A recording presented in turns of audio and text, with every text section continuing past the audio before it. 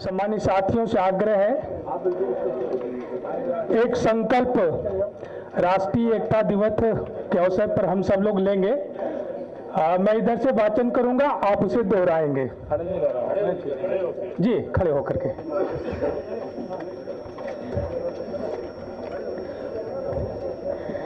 मैं सत्यनिष्ठा से शपथ लेता हूं कि मैं राष्ट्र की एकता, अखंडता और सुरक्षा को बनाए रखने के लिए स्वयं को समर्पित करूंगा और अपने देशवासियों के बीच यह संदेश फैलाने का भरसक प्रयत्न भी करूंगा। मैं यह शपथ अपने देश की एकता की भावना से ले रहा हूं, जिसे सरदार वल्लभ भाई पटेल की दूरदर्शिता एवं कार्यों द्वारा संभव बनाया जा सका। मैं अपने देश की आंतरिक सुरक्षा सुनिश्चित करने के लिए अपना योगदान करने का भी सत्यनिष्ठा से संकल्प करता हूं। मैं यह भी संकल्प करता हूं कि सामाजिक न्याय के राज की स्थापना के लिए माननीय श्री अखिलेश यादव जी के नेतृत्व में 2027 में भारतीय जनता पार्टी को हराकर देश को बचाने के लिए सामाजिक न्याय वाली सरकार लाने के लिए अपना योगदान देंगे। धन्यवाद।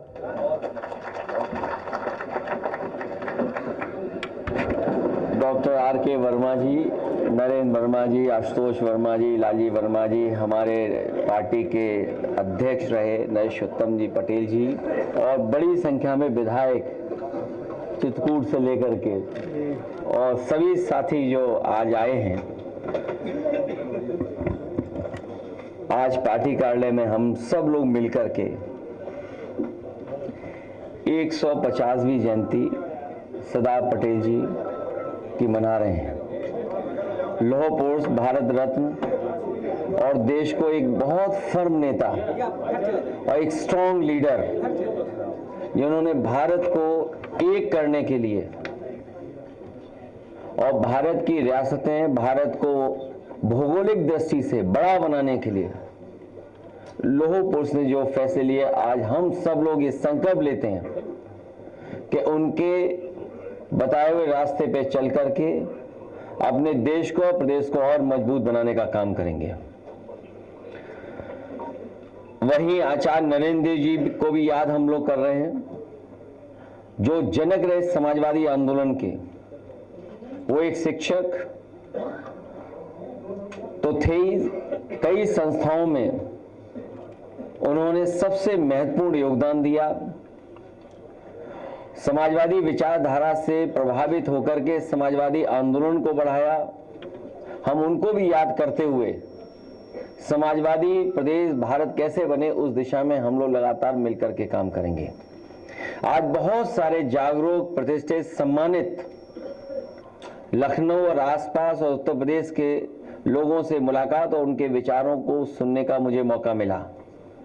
उनके ही बीच से कई महत्वपूर्ण सुझाव आए हैं और देश के परिवर्तन के लिए, प्रदेश के परिवर्तन के लिए और समाज को खुशहाल और एकजुट करने के लिए जो विचार आए, मैं उनके विचारों से अपने आप को जोड़ता हूं, उनकी भावना से अपने आप को जोड़ता हूं और भरोसा दिलाता हूं कि पीढ़ियां, हम सब लोग उसी दुख की कड़ी से बंधे हुए लोग हैं।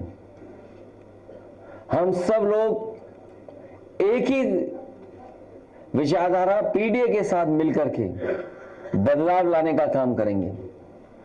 जहां सुझाव आए वहीं ये भी बात रखी गई कि आने वाली पीढ़ी के भविष्य को बनाने के लिए मॉडर्न और समय के हिसाब से जो पढ़ाई और टेक्नोलॉजी है, अगर उस तरह की यूनिवर्सिटी बने सरदार पटेल जी के नाम पर, तो वो हम लोग बनवाने का काम करेंगे आने वाले समय में। उनके सम्मान के लिए भी कोई बड़ा काम और भी करने का काम करेंगे। वहीं ये भी सुझाव आया है कि जब SIR हो रही है उत्तर प्रदेश में, SIR बड़ी एक्सरसाइज है जहां पर सरकार के अधिकारी हर घर जाएंगे, हर घर में विजिट करेंगे, हर वोटर से संपर्क जुड़ेगा।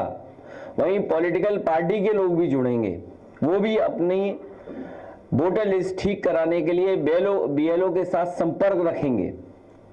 उस समय हम लोग मांग करते हैं कि जब इतनी बड़ी एक्सरसाइज हो रही है हर वोटर की और इतनी बड़ी वोटर लिस्ट बनने जा रही है, तो एक महत्वपूर्ण डेटा जो हम सब लोग मांग करते रहे हैं, उसके लिए केवल एक कॉलम और बढ़ाना है। जाति जनगणना तो बाद की बात है, लेकिन प्राइमरी जाति जनगणना तो हो ही सकती है। इसलिए हमारी मांग है कि SIR में एक कॉलम और दिया जिससे जाति जनगणना की जा सके। और भविष्य में, क्योंकि पॉलिसी मेकिंग है, हमें योजनाएं लागू करनी है या तमाम गरीब परिवार के लोगों तक योजनाएं पहुंचानी है, आर्थिक सामाजिक रूप से उन्हें बराबर खड़ा करना है। जिस तरीके से मंडल कमीशन बाबा साहब भीमराव अंबेडकर जी और तमाम लोगों ने समय समय पर समाज को आगे बढ़ाने के लिए जो फैसले लिए, अगर SIR में एक कॉलम बन जाएगा और जाति जनगणना हो जाएगी तो हमें सामाजिक न्याय के राज्य की स्थापना के लिए और आसानी हो जाएगी। हमें उम्मीद है कि सरकार इस बात को मानेगी और ये जो हमारा सुझाव है इसको लागू करेंगे।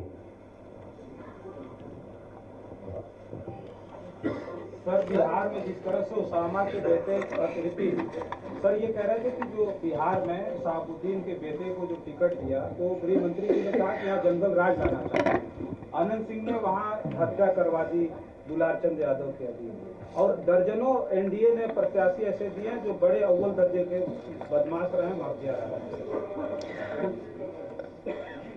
मैं सीरियस नोट पे ये बात कहना चाहता हूं कि जो मुद्दे बिहार में उठाए जा रहे हैं, आखिरकार भारत सरकार इतने सालों से क्या कर रही थी, या लॉ एंड ऑर्डर के सवाल पर जो आज दूसरे दलों को घेर रहे हैं, इतनी बड़ी घटना हो जाना, जहां पर हत्या होना, तो इससे तो पता लग रहा है कि लॉ एंड ऑर्डर क्या है वहां, और वो भी चुनाव के दौरान अगर इतनी बड़ी घटना हो रही है तो प्रश्न लग रहा है कि आखिरकार सरकार क्या काम कर रही है, भारत सरकार क्या काम कर रही है।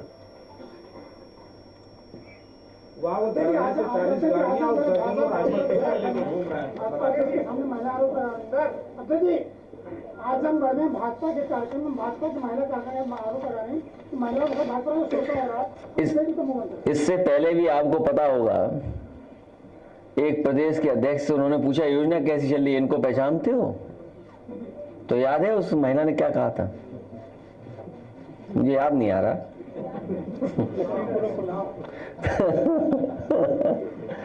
हाँ, तो सोचिए आप, और ये एक महिला का दुख है, और वो भी भारतीय जनता पार्टी की वो सदस्य संगठन में की है। अगर उसका दुख ये है तो सोचो और न जाने कितना दुख होगा। इसीलिए आंकड़े अगर हम देखते हैं तो सबसे ज्यादा असुरक्षित महिलाएं बेटियां कहीं हैं तो वो उत्तर प्रदेश में हैं। और अभी हाल में ही एक पुलिस के अधिकारी पकड़े गए हैं, वो खबर नहीं पढ़ रहे थे, अखबार में कुछ पैसा छिपा रहे थे। फाइल थी वो, अरे अखबार गलत बोल दिया मैंने। कानपुर में रवि सतीजा ने आरोप लगाया है कि अखिलेश दुबे को उत्तर प्रदेश के SBS चीफ अमिताभ यश जी प्रश्रय दे रहे हैं, और इस खबर को मीडिया इग्नोर करना, नाम नहीं छाप रहा सर। और आपने पहले ही बोला था कि अमिताभ अखिलेश दुबे मुक्त होगा तो पूरी सरकार गिर जाएगी। पहले एक गाड़ी पलटाई थी वो सरकार पलटने से बचाई थी, वो विकास दुबे थे। और अखिलेश दुबे को भी इस डर से जिंदा रखे हुए हैं, बचा रहे हैं। सच्चाई बाहर आ गई तो सरकार चली जाएगी, सरकार की पोल खुल जाएगी, लॉ एंड ऑर्डर की पोल खुल जाएगी। इसमें आप लोग हमारा सहयोग करो। हालांकि विषय से अलग चला जाऊंगा मैं, लेकिन हमारे प्रेस के साथियों का ये भी योगदान रहता है कुछ न कुछ। अभी हाल ही में त्योहार के समय पर मैंने कहा सुझाव दे दूं एक आपको, मैंने सुझाव दिया। मैंने दियों के खिलाफ तो नहीं बोला था ना, मैंने कहा सुझाव देता हूं कि दुनिया में ऐसे भी देश हैं जहां महीनों रोशनी रहती है। फिर घसियारी मंडी लोगों को मैंने एक वीडियो डाला कि कम से कम यहां देख लो कि भाई दिए भी जल रहे हैं और रोशनी भी है भगवान कृष्ण के। अरे चैनल वालों, अखबार वालों, आज सरदार पटेल जी को तो याद करो। लोह पुरुष सरदार पटेल जी क्या देश बनाना चाहते थे, मजबूत देश बनाना चाहते थे। हमारे कमजोर प्रेस के लोग कैसा मजबूत देश बनाएंगे बताओ। मैं अपना वीडियो दिखाना चाहता हूं और आपका भी वीडियो दिखाना चाहता हूं। क्या मजबूरी है वीडियो के, मतलब प्रेस के लोगों की। तो जो बात आप कह रहे हो, कानपुर वाली बात, वहां पर पूरे सरकार के अधिकारी उलझे हुए हैं, फंसे हुए हैं। यहाँ जितने लोग आए हैं, हम तो चलो लखनऊ रहते हैं, हमें तो लोग बताते हैं, जानकारी हासिल करते हैं, ये तो जमीन पर रहते लोग हैं। इतना उत्तर प्रदेश में करप्शन कभी नहीं था जितना इस समय चल रहा है, चाहे वो तहसील हो, चाहे पुलिस हो, चाहे किसी लेवल पर हो। और यूनिवर्सिटी लेवल पर जो करप्शन है आप उसकी कल्पना नहीं कर सकते। अपॉइंटमेंट से लेकर के भेदभाव है, अपॉइंटमेंट का भेदभाव है। अपॉइंटमेंट किसको मिल रहा है और कौन वाइस चांसलर बनाए जा रहे हैं। तो इसलिए मैं चाहूंगा पहले अपने हम वीडियो दिखाएं, फिर अपने प्रेस के साथियों का जो उनका है, उनकी मजबूरी है, क्योंकि अंतोगत समाजवादियों को लड़ना तो उद्योगपतियों से पड़ेगा, जो ताकतें पीछे हैं। आप तो क्या, हम क्या बोले आपको, आप तो हमारे साथी हो, आप भी परिवर्तन के साथ हो। मैं देखता हूं जब मैं कहता हूं 27 में सरकार बनने जा रही तो आधे से ज्यादा चेहरे खुश हो जाते हैं। देखिए तो ये तो अपने साथी हैं, ये हमारे खिलाफ नहीं है। इनके जो पीछे ताकतें हैं वो हमारे खिलाफ हैं। सरकार ने गन्ना किसानों, अरे गन्ना, आज हाँ गन्ना को बोलते हैं, हाँ गन्ना किसानों का जो मूल्य बढ़ा है केवल 30 रुपए बढ़ाया है, लेकिन सरकार उससे ज्यादा तो अपने पंचायत में खर्च दे रही है। देखिए जो रुपया और बढ़ना चाहिए, हमारे किसान जो गन्ने की पैदावार कर रहे हैं, गन्ने की कीमत अच्छी मिलनी चाहिए और कम से कम वो भाव मिलना चाहिए जिससे उसके परिवार में खुशहाली आए, लाभकारी मूल्य हो। लाभकारी मूल्य के लिए रास्ता निकालना चाहिए। और तब जब सरकार मुनाफा कमा रही है, मुनाफा सरकार कमा रही है और सरकार के लोग कमा रहे हैं मुनाफा। कितने वर्ष लग गए उन्हें गन्ने की कीमत बढ़ाने में, और विज्ञापन कितना बढ़ा दिया इन्होंने, और अंग्रेजी के अखबार में विज्ञापन दिया। बताओ कितने किसान पढ़ लेंगे अंग्रेजी के विज्ञापन को। क्या हम इतना पेमेंट कर चुके, इतना पेमेंट कर चुके, अंग्रेजी में लिखा हुआ है। और खाद है नहीं, डीएपी है नहीं, कीटनाशक दवाइयां महंगी, डीजल कितना महंगा था। हाँ एनपीके कुछ भी नहीं है, एनपीके नहीं है, बताइए आप। और फिर जब धान तैयार है हमारे किसानों का, बताओ कहां खरीद हो रही है धान। एमएसपी नहीं, एमएसपी जो तय है वो भी कहीं उपलब्ध नहीं, कहीं दे नहीं ले पा रहा किसान। कोई जिला नहीं, ये फतेहपुर के कहीं एमएसपी नहीं मिल रही होगी। 16-17 में बताइए आप कौन ले जा रहा है। एमएसपी का जो ऐलान है वो कितने का है, वो आखिरकार बीच का कौन ले जा रहा है पैसा। सोचिए कहां जा रहा है पैसा। और आपको मैं बता दूं, गन्ने के कीमत तो बढ़ाई, प्रचार बड़ा किया, लेकिन आप एक खबर नहीं सुन पाए और आपने भी जानी होगी, मंडियां बेचने की तैयारी है। जो 3 काले कानून थे किसानों के, उसमें ये भी ऑप्शन था, उस कानून में ये भी था कि प्राइवेट की जाएंगी मंडियां प्राइवेट हाथों में होंगी। तो आप बताइए, एक सरकार जो गन्ना किसानों का इतने वर्ष लग गए बढ़ाने में, जो जिससे लाभ भी नहीं मिल रहा है, कोई लाभ नहीं मिल रहा। और बहराइच की चीनी मिल 100 करोड़ से ज्यादा पैसा लेके भाग गई, बंद कर दिया। और तमाम मालिकों से मिली हुई सरकार रही है। जब हमारे आपको धोखा दे रहे थे प्रचार से, तो पीछे मंडी बेचने का फैसला ले रहे थे। बताइए मंडियों की कीमत क्या है? यहाँ जितने लोग जानते हैं मंडियां बहुत कीमती जमीन पर हैं। शहरों में जो मंडियां हैं उसकी जो रियल एस्टेट वैल्यू है न जाने कितनी है। तो रियल एस्टेट वैल्यू को देखते हुए मंडियां नहीं चलाना चाहते, किसान को नहीं लाभ देना चाहते, वो मंडियां बेचने की तैयारी कर रहे हैं। अखिलेश जी, बीजेपी रामराज की, इसलिए वीडियो देखिए। एक सवाल है सर, बीजेपी रामराज की बात ये की जगह बात करती है, लेकिन हमारे काकोरी में एक दलित बुजुर्ग को कार्यकर्ता के द्वारा प्रसाद करवाई जाती है।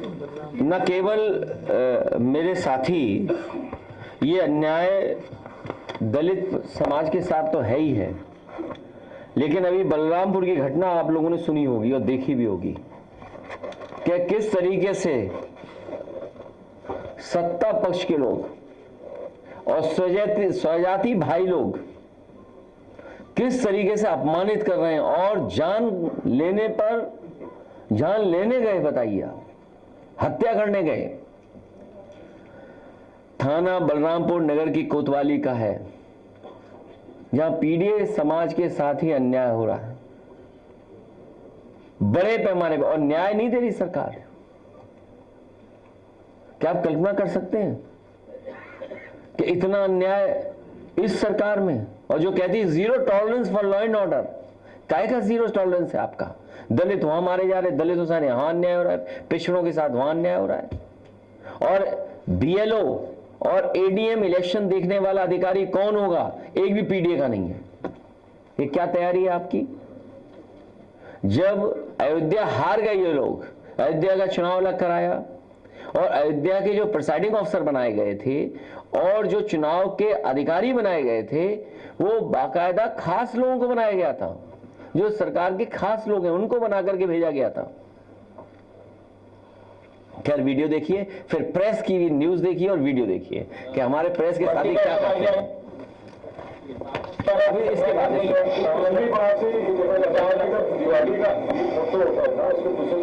देर आए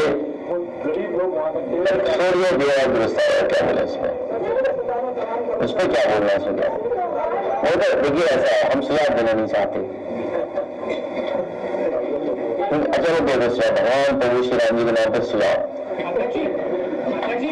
विजय भाई, ये दुनिया में इस समय क्रिसमस का समय पूरे शहर जगमगा जाते हैं और महीनों जगमगा के रखते हैं लोग, उन्हीं से सीख लो बस। क्यों खर्चा करना बार बार दियों का, मोमबत्ती का, ये दिमाग लगाना? तो फिर क्या उम्मीद है इसको? बहुत सुंदर रोशनी कराएंगे हम लोग।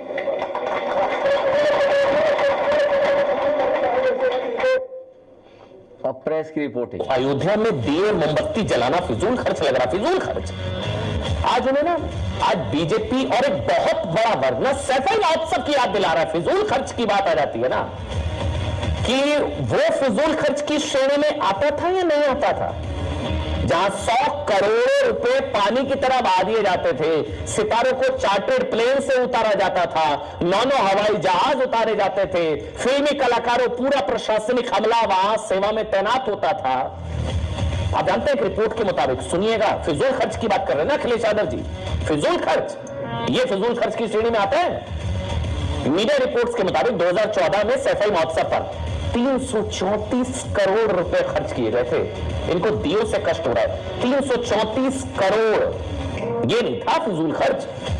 सिर्फ एक बॉलीवुड नाइट पर ना, उस रिपोर्ट के हिसाब से 100 करोड़ रुपए, एक बॉलीवुड नाइट के लिए 100 करोड़ रुपए खर्च करने के आरोप लगे थे मीडिया रिपोर्ट्स के हिसाब से। जहां सुरक्षा के लिए ना कई जिलों की पुलिस फोर्स मंगवा ली जाती थी। उसी रिपोर्ट में लिखा था 8 कंपनी पैरामिलिट्री फोर्सेस की तैनात रहती थी। ये फिजूल कष्ट थोड़ी ना। अयोध्या में दिए जल रहे हैं, वो राम मंदिर का कष्ट अभी भी है, दीपावली के दियों से कष्ट है। अब सारे इसलिए बीजेपी का कहना है कि कम से कम अखिलेश यादव को, दीपोत्सव पर अखिलेश यादव के बयान पर बवाल मच गया। दर्शकों, सनातन के अपमान पर योगी और अखिलेश में ठन गई। अखिलेश यादव ने अयोध्या में दीपोत्सव पर सवाल उठा दिए। अखिलेश ने योगी को कहा कि आपको क्रिसमस से सीख लेना चाहिए। कहा कि क्रिसमस पर पूरी दुनिया रोशनी से जगमगाती है। अखिलेश ने कहा हमें उनसे यानी क्रिसमस से सीख लेना चाहिए। दिए और मोमबत्तियों पर पैसा खर्च करने का क्या मतलब? सोचिए, आप अखिलेश यादव कह रहे हैं, वो कह रहे हैं कि योगी सरकार को हटा दीजिए, हम जब सरकार में आएंगे तो ऐसी सुंदर लाइट लगाएंगे। अखिलेश यादव के इस बयान पर योगी आदित्यनाथ ने अयोध्या से ही जवाब दिया, जहां पर दिए जलाने का रिकॉर्ड बना है। योगी आदित्य बस धन्यवाद। प्रेस के लोग कृपा करो थोड़ा। नमस्कार, मैं प्रज्ञा पांडे और आप देख रहे हैं UP24 नेटवर्क। आज जो हम हैं सपा कार्यालय के बाहर मौजूद है और जिस तरीके से अखिलेश यादव लगातार जो है प्रेस कॉन्फ्रेंस के जरिए कुछ न कुछ नई मुद्दों से, नई चीज़ों से बाहर निकल कर आते हैं। और उसी के साथ आज हम बात करेंगे, सरदार वल्लभ भाई पटेल की आज 150वीं जयंती थी, उसी के उपलक्ष्य पर आज जो है प्रेस कॉन्फ्रेंस भी की और उससे पहले एक बैठक भी की गई। और उसी के साथ आज पूरे प्रेस कॉन्फ्रेंस में अखिलेश यादव ने कई अहम मुद्दों पर बात करी। जिस तरीके से मौजूदा सरकार में भ्रष्टाचार बढ़ता जा रहा है, उसी के साथ अगर हम बात करें आगे आने वाले आगामी चुनाव को लेकर, अखिलेश यादव तत्परता से तैयार हैं और कई अहम मुद्दों पर उन्होंने बात करी और दिवाली के अपने दिए गए बयान पर भी उन्होंने स्पष्टता रखी और किस तरीके से उन्होंने बताया कि उनके बयान को तोड़ मरोड़ करके दिखाया गया। ये सारी जो चीज़ें हैं आज पूरे प्रेस वार्ता में उन्होंने कई अहम मुद्दों पर वार्ता की और उसी के साथ कई चीज़ें नई भी बताई। और पूरे प्रेस कॉन्फ्रेंस में आप साफ तौर पर सुनेंगे और देखेंगे किस तरीके से कई नई अहम मुद्दों पर बात करी गई है, जिसको लेकर लगातार समाजवादी पार्टी तत्परता से तैयार है और नई चीज़ों करने के लिए आगे आने वाली नीतियों को अपना रही है। मैं प्रज्ञा पांडे, केवल तालिब के साथ UP24 नेटवर्क, लखनऊ।